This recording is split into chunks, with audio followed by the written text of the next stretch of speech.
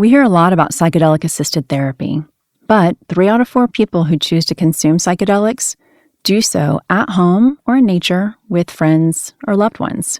I'm April, founder of Set, an integration platform to help you get the most out of your psychedelic experiences.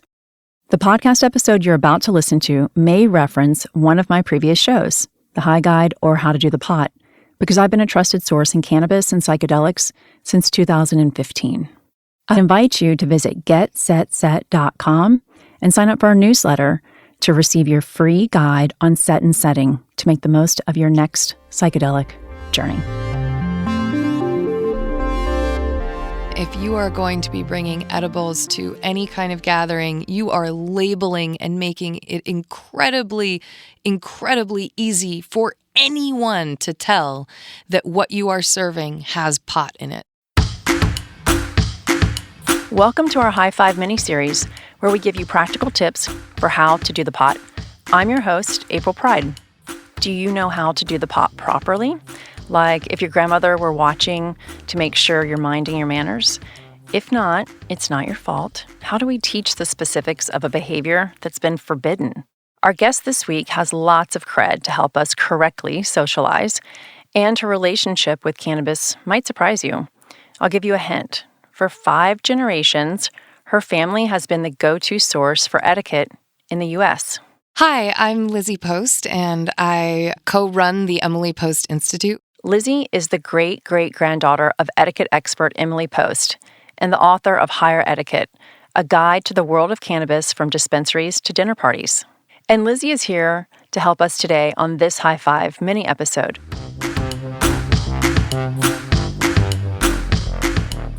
Cannabis culture has such a extensive etiquette to itself already that it was not only a really fun thing to dive into because it already existed, but really fun to explore it in terms of the idea of legalization and how is this culture different when it's allowed to participate with its product openly. That's what we're going to discuss today. On today's High Five, you lay out 4 principles in your book, Higher Etiquette: respect, generosity, gratitude, sharing. The first High Five that we should talk about is personal confidence. Where did you find your personal confidence when it came to speaking openly about cannabis? I never thought of myself as a shy cannabis consumer. I was always really proud to smoke pot. I knew because it wasn't always legalized that I needed to be careful about who I chose to share that information with. I had better interactions when I was confident, when I was the one who was in control of the story I was telling about my own cannabis consumption.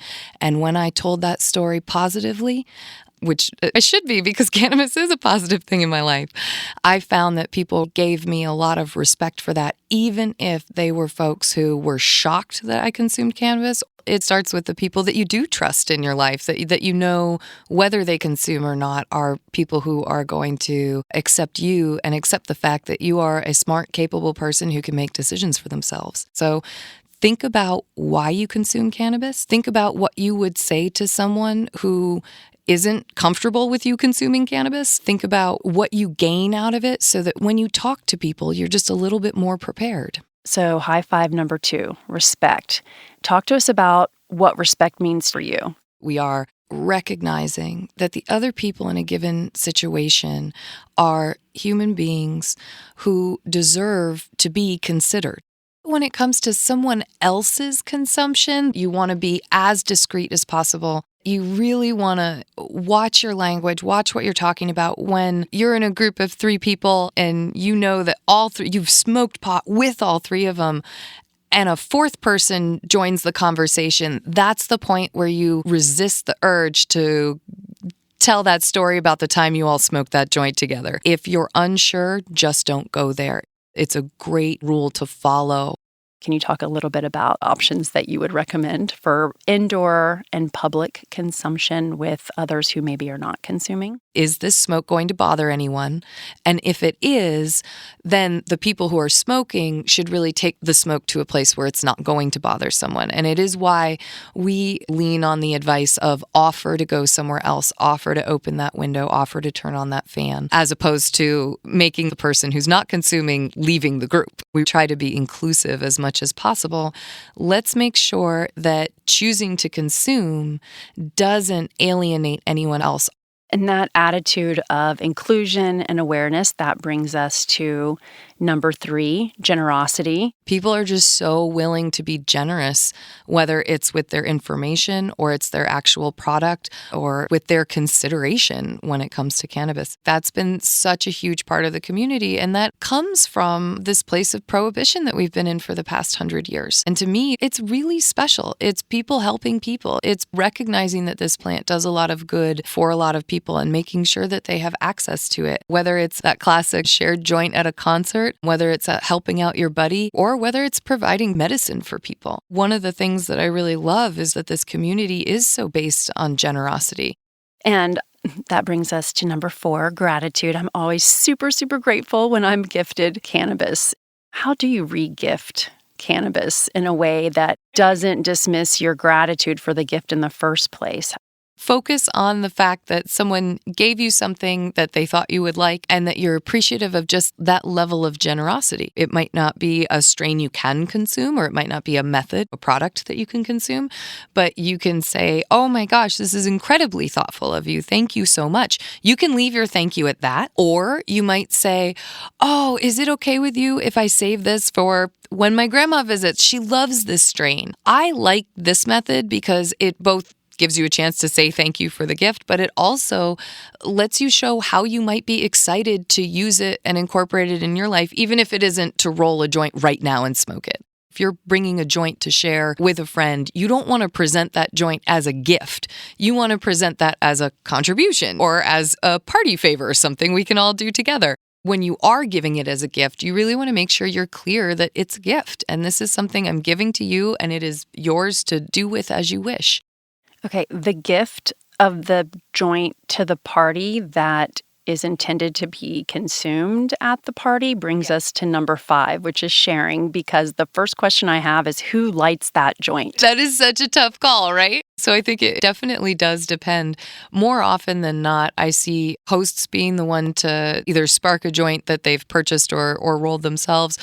But oftentimes, if it's not sort of a hosting situation, whoever's done the rolling of a joint typically sparks that joint, or at least determines who should spark that joint. For me, I tend to lean toward my host. So even if I've rolled the joint and even if it's my weed, I'll often say, hey, who should spark this tonight? And it gives a nod towards that etiquette that places the control and the direction of a gathering in the hands of a host. I bring the joint to the party. I give it to the hostess. She says, why don't you get it started? And she has now decided that I will be the person that lights it, or can I also choose to pass it to someone else and they light it?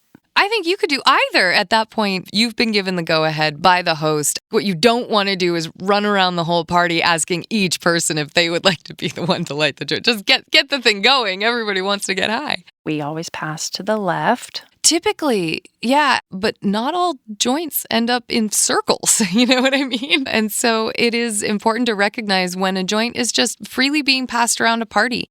If you see it going a direction that's not towards you, it's okay for you to go run and join where it is, or to say, hey, send it back over here, or wait, let me get a hit of that. It's perfectly fine to call that stuff out. Sometimes people bring edibles to a party. You have to educate people at the party if they're not accustomed to consuming edibles. You are labeling and making it incredibly, incredibly easy for anyone to tell that what you are serving has pot in it. Whether that is making things pot leaf shaped, whether it is having signage, whether it is having completely separate tables of food for infused foods versus non-infused foods. Let's say you're bringing that classic plate of brownies. Maybe it's that you are keeping those brownies jokingly, under lock and key, and you're the one actually passing them out or distributing them once dessert comes, so that you really do have some kind of control over it.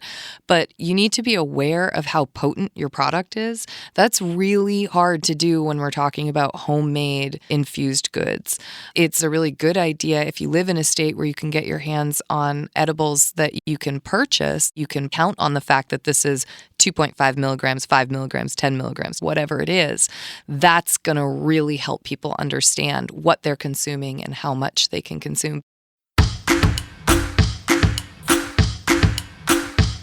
So here's a quick recap of Lizzie's high five for socializing with cannabis. Number 1, personal confidence. Get clear on why you consume and consider how you would express that to others. Number 2, respect. Use discretion.